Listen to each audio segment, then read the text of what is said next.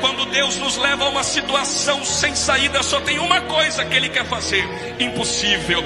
Quando Deus quer fazer você viver milagre, Ele te coloca numa situação onde não tem para onde ir, com quem falar e o que fazer. Por quê?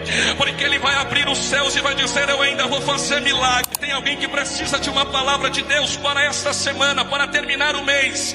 Diz Deus à minha boca, para a tua alma: eu não te levei para um caminho sem saída para lhe matar, para lhe expor, mas te levei porque esgotei o teu recurso, porque eu quero fazer milagre, eu quero operar milagres, eu quero agir com milagres. Então levante a sua mão para celebrar a Deus nessa noite, porque o Deus de milagre te convida a contemplar. Eu vou pelejar por você, eu vou agir nessa situação. Tem alguém que recebe isso?